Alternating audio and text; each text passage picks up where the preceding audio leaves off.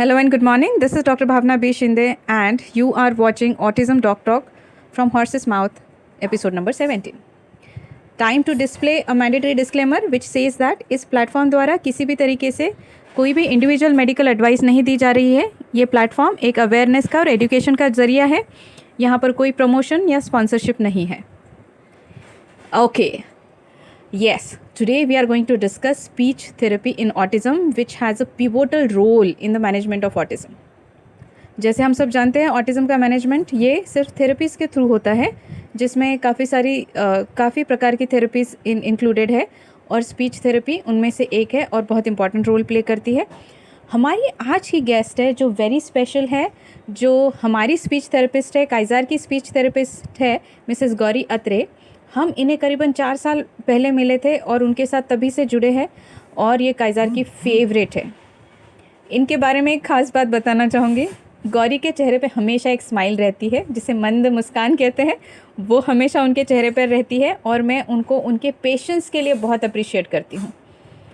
उनके साथ काम करते हुए मैंने जो कुछ चीज़ें उनसे सीखी है उनमें से एक है पेशेंस. तो चलिए मिलते हैं गौरी से, पर उससे पहले हम उनके बारे में थोड़ा और जानते हैं. Gauri has completed her master's in audiology and speech and currently she works as a speech language pathologist. She has worked with Hinduja Hospital, Godrej Hospital, Hiranandani Hospital, and currently she owns her own center and since last 10 years in Thane, and also she has been a visiting consultant at Jupiter Hospital. तो बहुत इंतज़ार ना कराते हुए चलिए मिलते हैं miss Gauri Atre से. Hi Gauri, good evening. Good evening.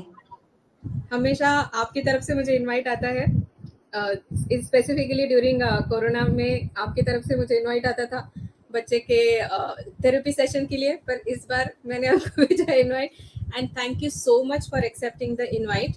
और आपकी जानकारी के लिए मैं बता दूं गौरी, आप हमारे प्लेटफॉर्म पे पहली थेरेपिस्ट हैं. Thank you, the pleasure is mine. और दूसरी चीज़, मैंने ऑलरेडी ऑडियंसेस को इंट्रोड्यूस कर दिया है कि काइज़ार का और आपका बॉन्डिंग कैसा है और किस तरीके से काइज़ार में जो इम्प्रूवमेंट आई है with the help of my therapist, all therapist, और उसमें स्पेसिफिकली आपका रोल जो है उसका स्पीच और कम्युनिकेशन डेवलप करने के लिए, वो उसके लिए हम जितना भी आपको थैंक यू कहना चाहे वो बहुत ही कम होगा. So, but let me thank you all together for all the support you have been giving us throughout last 4 years, I guess. And thank you for being here today for me and for Kaizar. मैं एक चीज बोलना चाहूंगी कि हाँ जी, मैं मानती हूँ सपोर्ट मैंने दिया है, लेकिन काम आपने किया है. जितना पेरेंट थेरेपी में हेल्प करता है उतना ही ज्यादा बच्चे में इम्प्रूवमेंट दिखता है. तो इसमें पेरेंट का भी एक बहुत बड़ा हाथ है and I will give all the credit to you for that.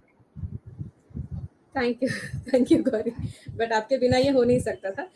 Gauri, मैं आपके लिए आज मेरे पास बहुत सारे क्वेश्चंस हैं और इनमें से कुछ क्वेश्चंस तो पेरेंट्स की तरफ से भी आए हैं और कुछ क्वेश्चंस मेरे डॉक्टर फ्रेंड्स भी हैं, कुछ सर्जन्स हैं, कुछ इवन एनेस्थीसियोलॉजिस्ट है और कुछ अदर फैकल्टी से भी फ्रेंड्स हैं और कुछ पेरेंट्स भी हैं और कुछ ऐसे डॉक्टर्स हैं जो मेरे फ्रेंड्स नहीं है बट प्रोफेशनली कनेक्टेड है. उनसे भी मेरे लिए कुछ सवाल आए हैं आपके लिए, तो मैं अभी आपको वो शूट करने वाली हूँ वन बाय वन.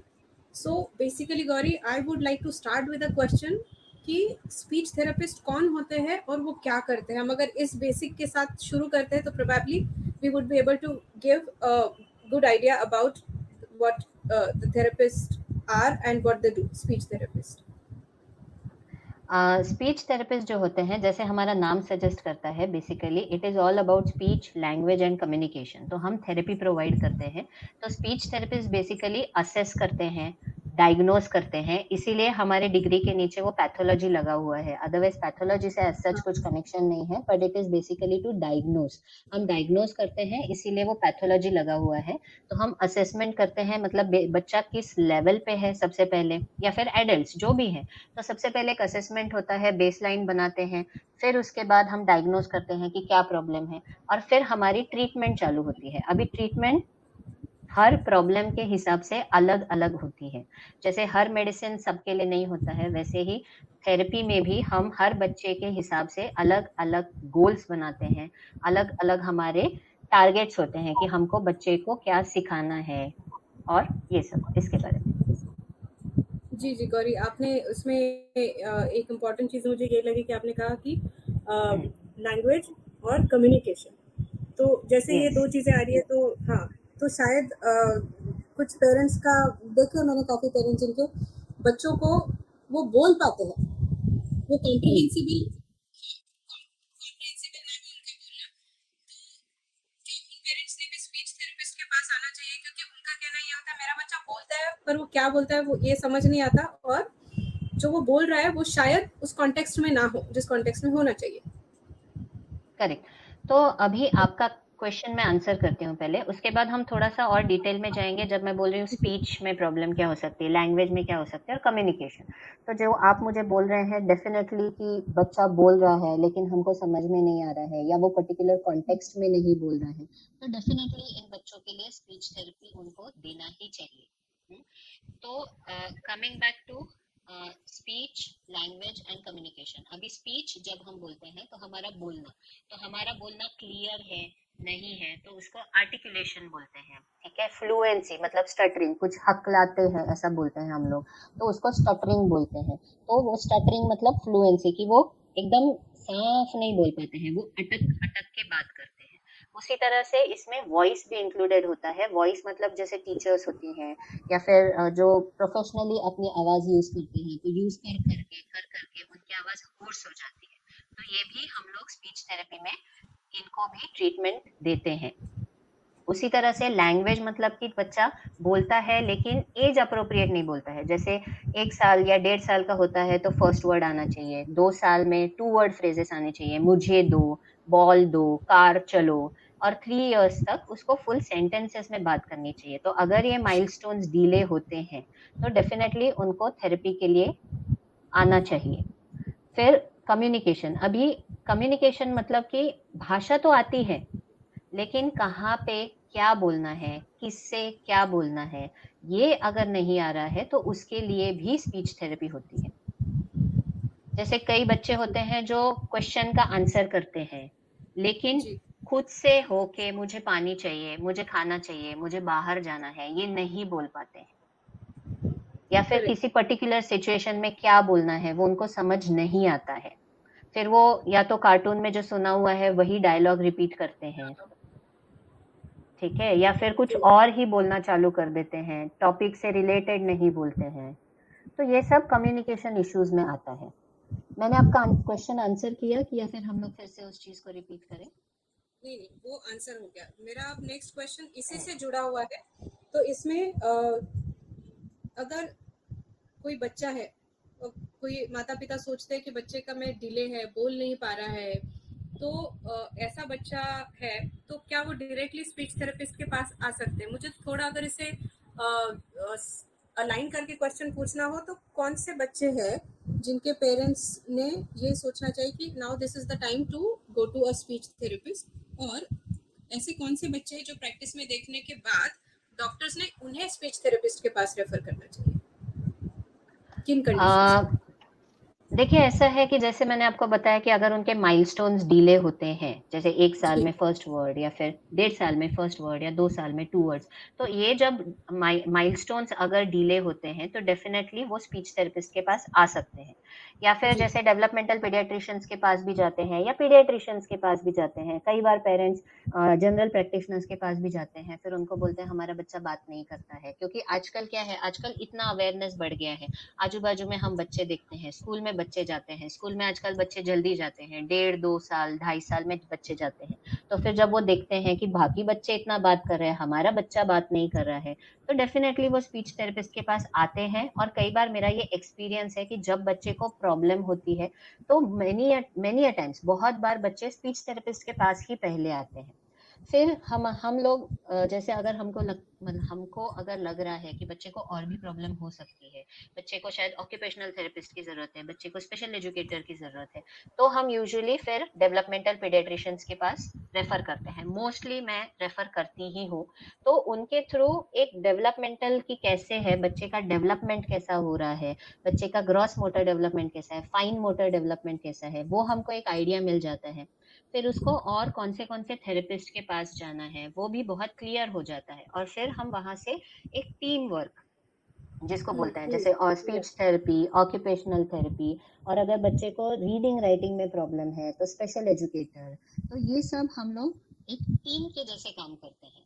तो जिसमें हम लोग हमेशा, या तो अगर एक सेंटर है जहाँ पे सारे थेरेपिस्ट हैं तो उनके साथ कम्युनिकेशन होता है, या फिर अलग अलग भी काम कर रहे हैं तो ये थेरेपिस्ट का जॉब होता है कि उनको एक दूसरे दोनों, या जो जो थेरेपिस्ट के पास बच्चा जा रहा है उनके साथ भी उनको टच में रहना है, और उनके साथ उनको कंटिन्यूअस कम्युनिकेशन उनके बीच में होना चाहिए। True true. गौरी, ये बहुत अच्छा इन्फॉर्मेशन दिया आपने। मैं थोड़ा सा इसे समराइज करना चाहूँगी। जैसे आपने कहा कि बहुत बार पेरेंट्स को बच्चे को लेके आते हैं, तो ideally therapist should analyse, assess and take a call on the therapy. और काफ़ी बार इसकी भी ज़रूरत पड़ सकती है कि वो बच्चे को आपको डेवलपमेंटल पीडियाट्रिशियन या जो भी पीडियाट्रिशियन अवेलेबल होते हैं उनके पास भेजने की ज़रूरत पड़ती है। यहाँ पे जैसे पीडियाट्रिक न्यूरोलॉजिस्ट हम बोलते हैं, ठीक है। अगर जी बच्चे को कुछ प्रॉब्लम है, एपिलेप्सी है, ठीक है, या जी। फिर हमको और उसमें कुछ न्यूरोलॉजिकल या जैसे सिंड्रोम्स है, ठीक है, तो उस केस में हम डेफिनेटली न्यूरोलॉजिस्ट, पीडियाट्रिक न्यूरोलॉजिस्ट के पास भी रेफर करते हैं। Yes yes. तो आप फिर थेरेपिस्ट से बच्चा डॉक्टर के पास रेफर हो जाता है, तो कहने का मतलब है this becomes a team then. और ये यस, टीम वर्क होना भी चाहिए, क्योंकि अगर आप इस पे हमें और ज़्यादा गाइड करने ही वाली है कि कब स्पीच थेरेपी का ड्यूरेशन और वो सब, तो ये पूरे कार्यकाल के दौरान जितना भी आपका समय का थेरेपी चल रही है उसके दौरान आपका टीम वर्क होना ज़रूरी है, आपके डॉक्टर इन प्लेस होना ज़रूरी है, आपके थेरेपिस्ट इन प्लेस होना ज़रूरी है। आपने जैसे बताया और भी थेरेपी की ज़रूरत पड़ सकती है, चाहे ओटी हो यस, या अदर थेरेपी हो। Psychologist. Yes, so other therapies की ज़रूरत हो, तो इन सब में वो टीम वर्क रिक्वायर्ड होता है। तो इसलिए थेरेपिस्ट से बच्चा डॉक्टर के पास, जो भी डॉक्टर्स आपके हो, डेवलपमेंटल न्यूरोलॉजिस्ट, पीडियाट्रिशियन, तो ये एक कनेक्शन बना होना चाहिए और वो टीम वर्क बना होना चाहिए। और दूसरी इम्पोर्टेंट चीज़ जो आपने अच्छे से बताई है कि this is not only about speech, मतलब बच्चा बोल रहा है या नहीं। जिसे हम कहते हैं कि कोई बच्चे म्यूट होते हैं, कुछ वर्बल होते हैं, कुछ पार्शियली वर्बल होते हैं, जैसे काइजर पार्शियली वर्बल है। तो सिर्फ ये नहीं कि बच्चा बोल पा रहा है या नहीं, उसमें कम्युनिकेशन डेवलप हुआ है या नहीं। आपने बताया वर्बल हो सकता है, नॉन वर्बल हो सकता है, वो भी अगर डेवलप नहीं हुआ है तब भी आपको ज़रूरत पड़ सकती है स्पीच थेरेपिस्ट के पास जाने की। और लैंग्वेज लैंग्वेज के लिए भी, तो जनरली मैं ये इसलिए बता रही हूँ कि जनरली नोशन ये है कि स्पीच थेरेपी मतलब सिर्फ बोलना। बोलना, करेक्ट, हाँ, करेक्ट। बोलना। तो लोगों को लगता है कि यस, अगर वर्बल नहीं है, वर्बल है बच्चा, चाहे कम्युनिकेशन डेवलप हुआ हो, लैंग्वेज डेवलप हुई हो, इररिस्पेक्टिव ऑफ दैट बच्चा वर्बल है, that means he does not require speech therapist. ये एक नोशन बना हुआ है। So just to clear that, मैं इसके आगे पीछे घूम रही हूँ। तो करेक्ट। गौरी, और थैंक यू सो मच। जी जी जी जी, प्लीज कंटिन्यू। सॉरी, मैं यहाँ पे एक ऐड करना चाहूंगी कि जब हम जी जी बोलते हैं स्पीच, तो स्पीच एक डेवलपमेंट में सबसे लास्ट हायरार्की में आता है। ओ जब बाकी बच्चे का पूरा डेवलपमेंट प्रॉपरली हो रहा है तब उसका स्पीच आएगा। तो करेक्ट। अगर स्पीच नहीं है तो इसका मतलब कहीं ना कहीं उसके बाकी डेवलपमेंट में भी कहीं ना कहीं इश्यूज है, जिसकी वजह से उसका स्पीच डेवलप नहीं हो रहा है। तो हम सिर्फ स्पीच स्पीच स्पीच या बोलने पे फोकस नहीं करते हैं, हम उसका अंडरस्टैंडिंग, अगर उसको समझ में ही नहीं आएगा तो बच्चा बोल भी नहीं पाएगा। तो उसका अंडरस्टैंडिंग सबसे ज़रूरी होता है। अगर हमको चाहिए कि वो बोले तो उसके लिए उसको समझना बहुत ज़रूरी है। Gauri, this was a bang on point जो आपने कहा कि अगर बच्चे का स्पीच में डिले है या तो कुछ स्पीच में चैलेंजेस आ रहे हैं, that simply means there could be other underlying reasons और अदर यस, अंडरलाइन क्या कहते हैं उसे, आउटकम्स वो भी हो Yes. सकते हैं। तो इसलिए इस चीज को प्रॉपर इवैल्यूएशन के साथ आगे बढ़ना जरूरी है। So this was very important and thank you for that. So Gauri, अभी मैं आपने जैसे बताया कि डिफरेंट टाइप्स, जैसे आपने स्टटरिंग की भी बात की कि स्पीच थेरेपी के डिफरेंट इंडिकेशंस हो सकते हैं। तो अभी मैं आपको ऑटिज्म पे लेके आना चाहती हूँ कि ऑटिज्म के बच्चों में स्पीच थेरेपी का क्या रोल होता है, ऑटिज्म के मैनेजमेंट। See, ऑटिज्म और सिंपली डीले, ठीक है, इसमें एक बहुत बड़ा डिफरेंस ये होता है कि ऑटिज्म में सोशल इम्पेयरमेंट, ठीक है, सोशल इंटरेक्शन ये अफेक्टेड होता है। जैसे अगर बच्चे का simple delay of speech and language है तो वो कम्युनिकेशन में उसको इश्यूज नहीं होते हैं लेकिन यहाँ पे ऑटिज्म में सोशल इंटरेक्शन, सोशल कम्युनिकेशन, इसमें ये डेवलप करना एक बहुत बड़ा चैलेंज होता है थेरेपिस्ट के लिए। स्पीच आ जाता है, बात लैंग्वेज भी आ जाती है, लेकिन उसको यूज कैसे करना है। जैसे मेरे पास थेरेपी में बच्चे आते हैं तो वो बात करते हैं, वो आके मेरे साथ पूरा बात करेंगे, लेकिन वही अगर उसके एज का कोई पीयर होगा या छोटा बच्चा होगा तो उसके साथ इंटरेक्शन में क्या करना है, इससे क्या बात करनी है, उसने कुछ बोला तो मुझे क्या करना है, वो उनको बहुत मुश्किल, it's a challenge for them basically. ठीक है, क्योंकि एडल्ट्स जब बात करते हैं तो एडल्ट्स उनको समझते हैं, लेकिन जब उसके ही एज का कोई बच्चा होता है तो he is not that understanding as an adult. ठीक है, तो उस वजह से उनको ये सोशल चैलेंजेस जो होते हैं वो हमको डील करने में काफी टाइम लग जाता है। जैसे कई बच्चे होते हैं जो नॉन वर्बल आते हैं हमारे पास, ठीक है, वो धीरे धीरे फिर वर्बल भी हो जाते हैं, पार्शियली वर्बल होते हैं, कोई कोई नॉन वर्बल भी रहते हैं, ठीक है। लेकिन जैसे अभी मेरे पास अभी एक बच्चा आ रहा है, वो मतलब वो 11 इयर्स का हो गया है, वैसे उसके स्टिमिंग या उसके रिपीटेटिव बिहेवियर बहुत ज्यादा है। फिर जब वो आता है तो आपको देखता भी नहीं है, वो नीचे बैठा रहेगा, वो इधर उधर जाएगा, सब चीजें देखेगा, but when asked he can write. और जैसे एक दिन कुछ इशू हुआ था स्कूल में कि स्कूल में वो बहुत अच्छे से बिहेव कर रहा था एक्चुअली, तो उसको पूछा गया क्या हुआ, तुम इतना अच्छे से बिहेव क्यों कर रहे हो अभी, वैसे वो बहुत रोता है, चिल्लाता है, उसको नहीं जाना होता है, पर वो अच्छे से बिहेव करने लगे। तो उसकी माँ ने पूछा क्या हुआ, तो बोला कि प्रिंसिपल ने मुझे और मेरी शैडो टीचर को बुला के थोड़ा सा गुस्सा किया। तो he could write that and he's completely non-verbal. Can you believe it? Wow. तो just because they are non-verbal doesn't mean कि उनको समझ में नहीं आता है. They are very much capable of it, but they choose when to respond, whom to respond, how to respond. Correct. और ये जो पॉइंट आपने बताया वो शायद ये लोगों को बताने में या डिफरेंशिएट करने में हेल्प करेगा कि स्पीच और कम्युनिकेशन में क्या डिफरेंस है। भले बच्चे में स्पीच नहीं था बट ही कुड कम्युनिकेट। तो that was a beautiful point. Your point is very good. Your point is very good. जैसे आप मैंने बता रही हूँ कि सिंपल जब विदाउट ऑटिज्म जब बच्चों को स्पीच नहीं होता है, ठीक है, तो वो कम्युनिकेट पूरा करते हैं, वो पॉइंट करेंगे, वो इशारा करेंगे और आपसे बात करेंगे, जब आप उनसे बात कर रहे हैं वो इंटरेक्ट करेंगे, रेस्पॉन्ड करेंगे, स्माइल करेंगे। लेकिन यही चीजें ऑटिज्म, जिन बच्चों को ऑटिज्म होता है उनमें ये चीजें मिसिंग होती है। और एक बार बच्चे को स्पीच आ गया तो डीएसएल में काम हमारा बहुत कम हो जाता है, क्योंकि वो अपने आप कम्युनिकेट करने लग जाते हैं। पर यही चीज ऑटिज्म में हमको उनको बहुत देर तक सिखानी पड़ती है। ग्रुप सेशंस होते हैं जिसमें हम उनको सिखाते हैं सोशली कम्युनिकेट कैसे करना है, रूल्स क्या है, और ये सब हमको उनको सिखाना पड़ता है। ट्रू। और ऑटिज्म के जैसे काइजर के साथ भी जो आपका इंटरेक्शन होता है, तो हमने जब स्टार्ट किया था तब वो नॉन वर्बल में भी शायद वेक पॉइंटिंग पे था। अब वो कम्युनिकेट करता है, उसकी नीड बेस्ड चीज़ें तो कम्युनिकेट करता है। और जैसे आप थ्रू आउट हमें जो गाइड करती रही है कि एक उसके लिए अपॉर्चुनिटीज पैदा कीजिए ताकि वो कम्युनिकेट करे, तो वो चीज़ें बहुत हेल्प कर रही है। तो यस, तो आई थिंक ये बहुत बड़े डिफरेंसेस आपने बताए। उसमें ये भी एक डिफरेंस मैं ऐड करना चाहूँगी कि जैसे ऑटिज्म के बच्चों में जो कम्युनिकेशन पे हम ज़्यादा, क्या मैं कह सकती हूँ, कम्युनिकेशन पे हम ज़्यादा स्ट्रेस करते हैं देन बीइंग वर्बल और नॉट बीइंग वर्बल और पार्शियली वर्बल। Yes, correct. क्योंकि कई बार बच्चे बात करते हैं लेकिन वो आके आपको इनिशिएट नहीं करते हैं। या आपको आके बताते नहीं है जब तक आप उनको क्वेश्चन ना पूछो। तो इसीलिए मैं पहले से ही उनके कम्युनिकेशन पे कंटिन्यूअसली स्ट्रेस करती रहती हूँ कि उनको अपॉर्चुनिटीज प्रोवाइड करो, उनको डिस्क्राइब करो, उनको दिखाओ। धीरे धीरे उस चीजें सीख जाते हैं। जी गौरी थैंक यू, वो ये बहुत हेल्प करेगा हमें। आपको मैं कुछ क्वेश्चंस डायरेक्टली जैसे मुझे मिले हैं मैं वैसे ही आपको पूछ रही हूँ। एक क्वेश्चन Sure. ऐसा है कि स्पीच थेरेपी का कोर्स कितना लंबा होता है?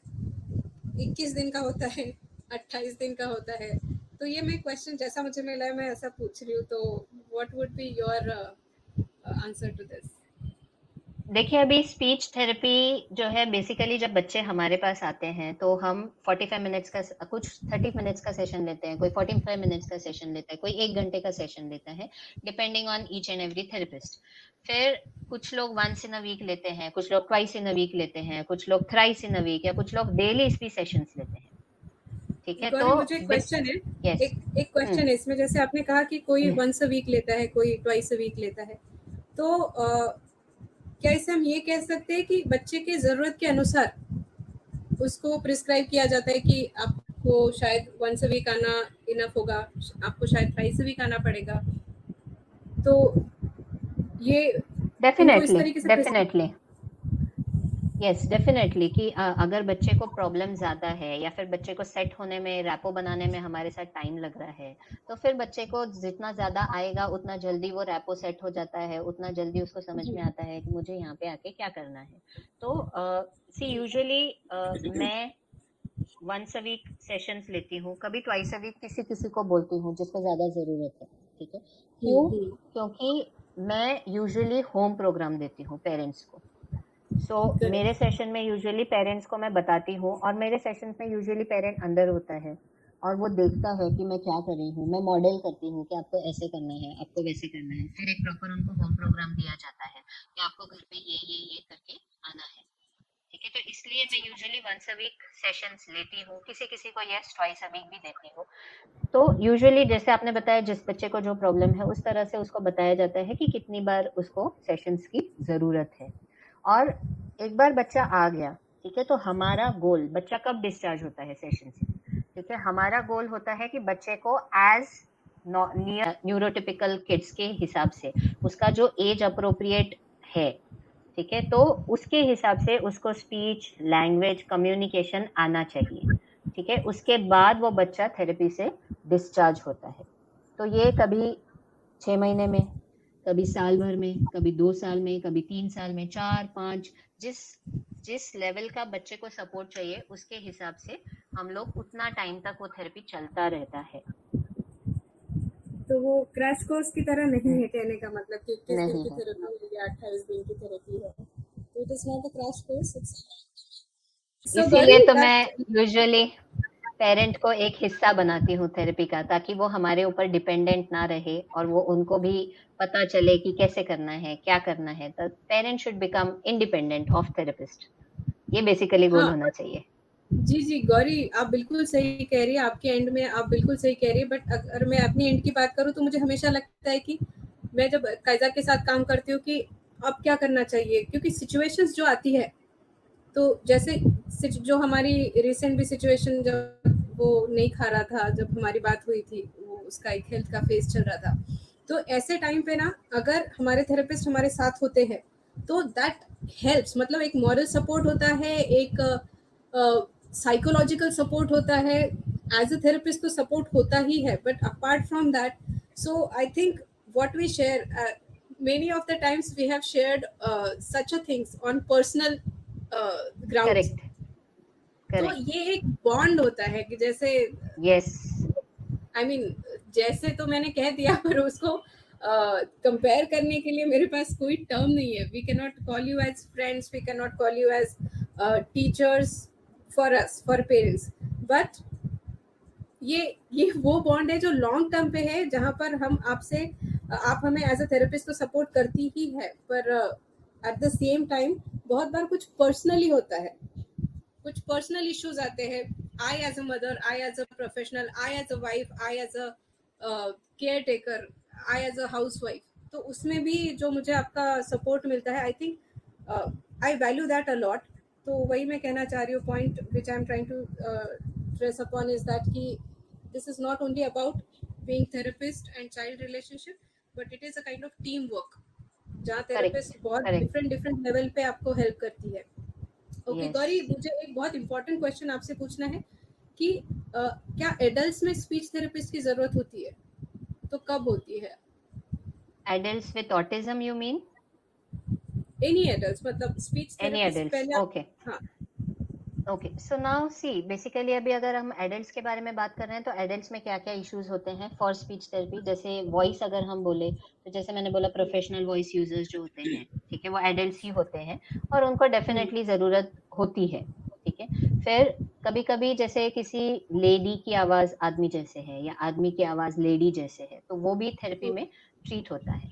अच्छा फिर आवाज़ से ओके रिलेटेड वॉइस से रिलेटेड कुछ भी इश्यूज होता है तो हम थेरेपी देते हैं। फिर उसके बाद एडल्ट्स में स्टटरिंग, अटक अटक के बोलना, ठीक है, हाँ तो हाँ स्टटरिंग, कभी कभी आर्टिकुलेशन इश्यूज भी होते हैं एडल्ट्स में, ठीक है, जैसे र कभी कभी काफी टाइम क्लियर नहीं होता है, तो 17 हो जी गए, 18 हो गए, 20 हो गए, 24 हो गए तो भी र का कभी कभी इशू रहता है, तो वो भी कभी कभी हम लोग उसके ऊपर भी काम कर सकते हैं। दूसरी चीज, एडल्ट्स में स्ट्रोक आने के बाद, ठीक है, हम यहाँ पे एक बहुत इंपॉर्टेंट चीज भूल रहे हैं, swallowing disorders भी is a very important part of correct speech therapy, yes ठीक है।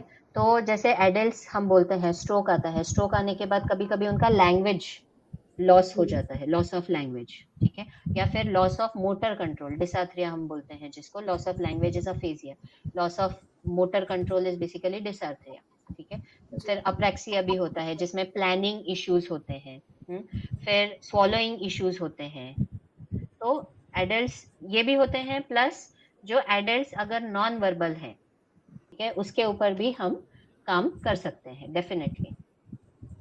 ओके गौरी, ये आपने बहुत अच्छा बताया, इसमें से मुझे 2 या 3 ही चीज़ें पता थी, but this is definitely going to help. Gauri एक इम्पॉर्टेंट पॉइंट मुझे पूछनी है आपसे, जैसे स्पीच थेरेपिस्ट अनफॉर्चुनेटली इंडिया में हर जगह, हर मतलब अगर तहसील वाली प्लेस हो, तालुका वाली प्लेस हो, जिस जगह से मैं बिलोंग करती हूँ, तो स्पीच थेरेपिस्ट उतने हैं नहीं, और करेक्ट हमारे ऑटिज्म के बच्चे ऑलमोस्ट हर जगह है। तो ये प्रॉब्लम करेक्ट को कैसे सॉल्व किया जा सकता है? क्योंकि जो मेरी जगह से जो पेरेंट्स स्पीच थेरेपिस्ट के लिए, थेरेपी के लिए जाते हैं, महीने में 2 बार उनको जाना पड़ता है, और वो भी बहुत दूर। I mean they have to travel almost 5 to 6 hours one way, दोनों मिला के 10 घंटा का एक जर्नी करना पड़ता है सिर्फ 1 घंटे के स्पीच थेरेपी सेशन के लिए। क्या ये सॉल्व किया जा सकता है किसी तरीके से? अभी कोविड के दौरान यूजुअली ये जैसे हम ऑनलाइन सेशंस बोलते हैं, वर्चुअल सेशंस बोलते हैं, जी तो जी जी पहले भी ये कॉन्सेप्ट था, पहले ओके भी लोगों ने ऑनलाइन सेशंस किए थे, पर कोविड के बीच में जो therapist was not comfortable with online sessions, they had to do online sessions. जैसे मेरा, तो मेरी एक पेरेंट थी जो यहाँ से पूना ट्रांसफर हो गए थे, तो वो मुझे बोलती थी हमेशा, आप ऑनलाइन सेशन क्यों नहीं लेते, आप ऑनलाइन सेशन क्यों नहीं लेते, तो मैं उस वक्त कंफर्टेबल नहीं थी, मैं बोला मैं नहीं कर सकती ऑनलाइन सेशन, आप वहीं पे ढूंढ लीजिए अपने लिए। तो कोविड के टाइम पे कोई ऑप्शन ही नहीं था, तो यू हैड टू जी लर्न। तो फिर मैंने ऑनलाइन सेशन स्टार्ट किए and thankfully I was able to help out many families at that time, ठीक है। तो मेरे करेक्ट जो ऑनलाइन सेशंस में भी बहुत इम्प्रूवमेंट दिखा मुझे। तो जी जी अभी मैं, जैसे मैं पहले थोड़ा सा स्केप्टिकल थी, अरे ऑनलाइन सेशन में कितना फर्क पड़ता है, क्या हेल्प होगा क्या, पर अभी जब मैंने खुद वो किया तो मुझे पता चला नहीं नहीं, ऑनलाइन सेशंस में डेफिनेटली हेल्प होता है। कई पेरेंट्स नए आए थे जो मेरे साथ, जो बच्चे मुझे जानते भी नहीं थे, ऐसे भी कुछ पेरेंट्स आए थे जो ऑनलाइन सेशंस हमने स्टार्ट किए थे, तो उनके साथ भी मुझे दिखा कि काफी इम्प्रूवमेंट था। फिर जब वो फिजिकल के लिए आए तो मुझे वो टाइम वेस्ट नहीं हुआ मेरा, वो ऑलरेडी बच्चा काफी अच्छा कर रहा था और फिर वो मेरे पास आया और फिर हम उसके आगे बढ़े, so we could increase the level. वही अगर वो वेट करते नहीं नहीं आप फिजिकल चालू करो तभी मैं आऊंगा, तो फिर हमारा उतना टाइम जो है जिसमें बच्चे का इम्प्रूवमेंट हो सकता था, हम वो टाइम वेस्ट कर देते हैं। और डेफिनेटली ऑनलाइन सेशंस हेल्प करते हैं, जी क्योंकि मेरा खुद का एक्सपीरियंस है, सी ऑनलाइन और फिजिकल में फर्क तो रहने ही वाला है कभी भी, ठीक है। फिजिकल में जैसे आप बच्चे के किस साथ इंटरेक्ट तरीके का करते हो, फर्क आप कहना चाह रही हैं? हाँ, तो जैसे अभी हम फिजिकल सेशन में एक्चुअली बच्चे से इंटरेक्ट करते हैं, ठीक है। कभी कभी जब पेरेंट्स नए होते हैं तो उनको नहीं समझ में आता कि बच्चे को किस तरह से उसका अटेंशन लेना चाहिए या किस तरह से उसके साथ खेलना चाहिए। तो ये जो चीज होती है वो कभी कभी ऑनलाइन में मिस हो जाती है। जैसे हम सिर्फ पेरेंट को गाइड कर सकते हैं, आप ऐसे करो, आप ऐसे करो, पर वो दिखा नहीं सकते हैं, मॉडल नहीं कर सकते हैं। तो वहां पे मुझे कभी कभी ऐसा लगता है कि वहां पे थोड़ा सा इशू हो रहा है। तो वहाँ थोड़ा सा, पर यूजुअली अगर आपके पास ऑप्शन अवेलेबल नहीं है फिजिकल का, तो definitely you should at least try online sessions. और ऑनलाइन में भी इम्प्रूवमेंट होता है, maybe once in a month they can come to visit, तो बच्चे का वो रैपो डेवलप रहता है। फिर जब हम सेशंस ले रहे हैं तो he knows you, he can bond with you, तो वो भी कर सकता है। पर मेरे नए पेशेंट जो आए थे ऑनलाइन, वो भी मेरे साथ उतना ही बॉन्ड किया है उन्होंने भी। तो मुझे एज सच ऐसा नहीं लगता है, पर definitely every child is different and every child is not meant for online, तो वो तो फर्क रहेगा ही। Gauri, thank you for sharing your experience during corona का, जो आपका ऑनलाइन वर्चुअली जितने भी आपने सेशंस लिए, आपने कलेक्टिव एक्सपीरियंस में बताया कि वो हेल्प ही किया है। और दूसरी चीज़ ये कि आपने बताया अगर फिजिकल सेशंस अवेलेबल नहीं है, आप इन पर्सन नहीं जा पा रहे हैं, तो आपका काइजार साहिब तो वो आए हैं। तो अगर इन पर्सन नहीं जा पा रहे तो you might like to start with virtual, और जैसे आपने कहा वंस इन अ मंथ फिर आप इन पर्सन भी जा सकते हैं अगर आपको इतना ट्रैवल करना पड़ रहा है। तो यहाँ पर मैं भी अपना एक एक्सपीरियंस शेयर करना चाहूँगी गौरी, कि जो कोरोना टाइम में वर्चुअली हमने जितने भी, I personally prefer physical in person session, क्योंकि मैं सोचती हूँ कि मैं उतनी केपेबल या इक्विप्ड नहीं हूँ जितने मेरे थेरेपिस्ट होते हैं। वो जिस तरह अपने एक्सपर्टीज़ के बेसिस पे जिस तरह मेरे बच्चे को हैंडल करते उतना मैं नहीं कर पाती हूँ। But at the same time उतना वेट करने से अच्छा जो जितना मेरी लर्निंग एज अ मदर, और if I can say hands on in house therapist corona के ड्यूरिंग हुई है, वो फिजिकल सेशन में उतनी कंपैरेटिव में कंपैरिजन में इसमें बात कर रही हूँ, उतनी नहीं हो पाई थी। It help me in both ways. उतना मेरा करेक्ट। टाइम वेस्ट नहीं हुआ, मेरे बच्चे का टाइम वेस्ट नहीं हुआ, क्योंकि कोरोना है हम नहीं जा पा रहे थे। और मैं भी एज अ मदर उसमें ज़्यादा पार्टिसिपेट, मतलब मोस्ट ऑब्वियसली आप जो इंस्ट्रक्शन देंगे वो पेरेंट को ही फॉलो करना होता है वर्चुअली।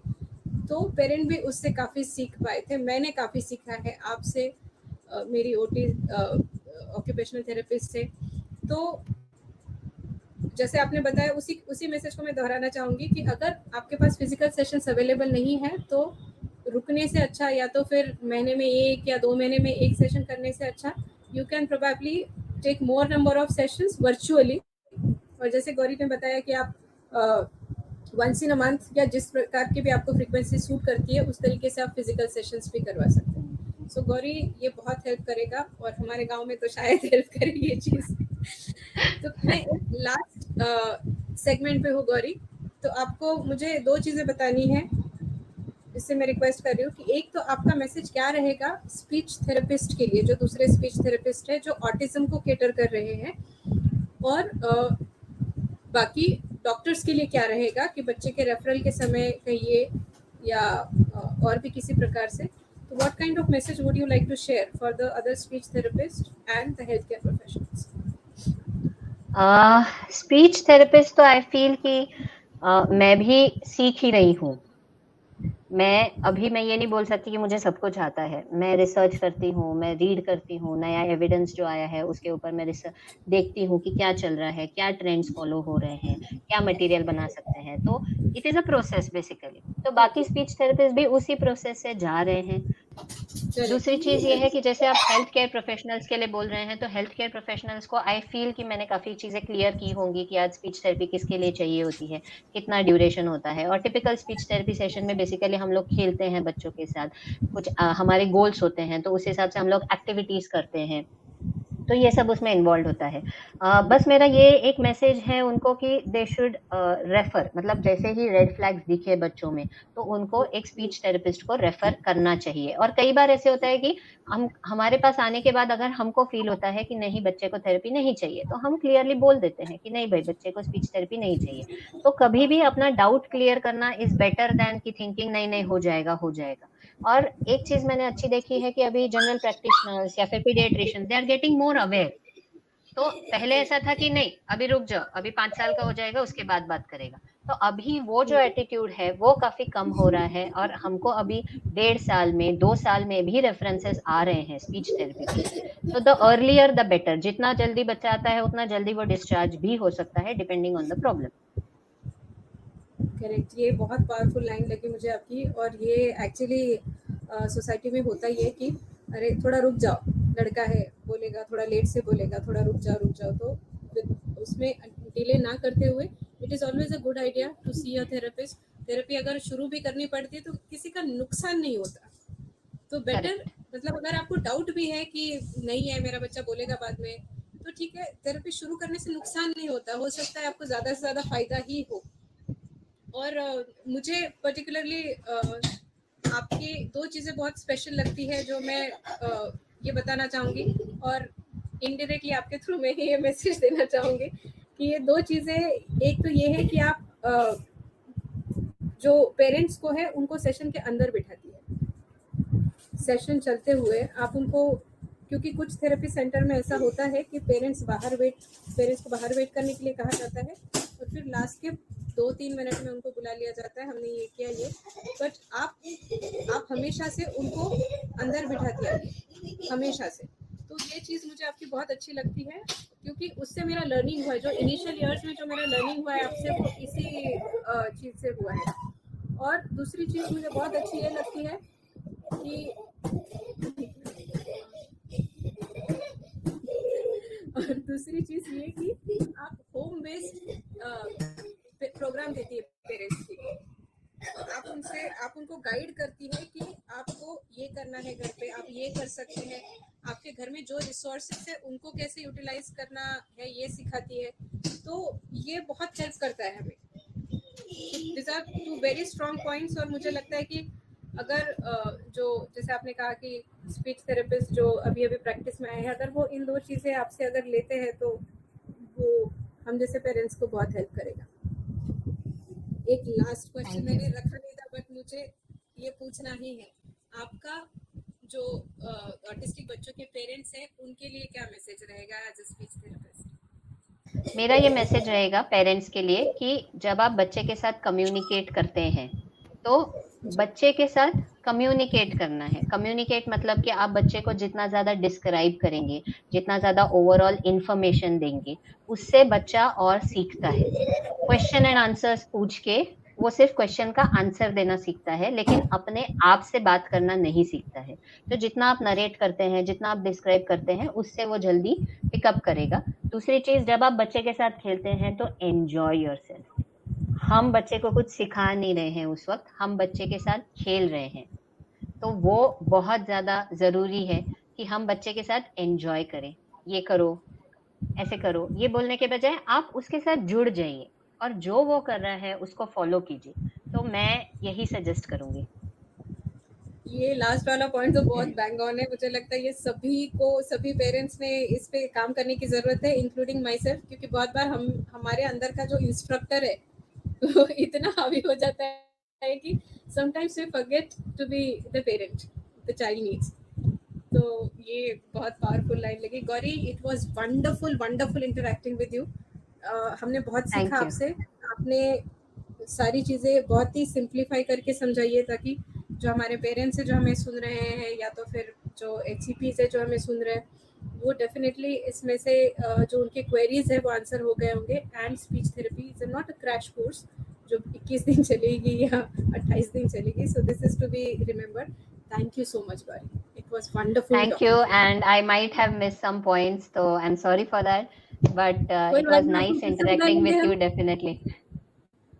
Sorry. मैंने कहा कोई बात नहीं, फिर से बुला लेंगे आपको।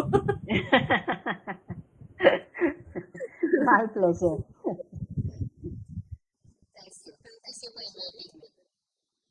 Thank you for being there for me and for Kaiser. Thank you. Thank you.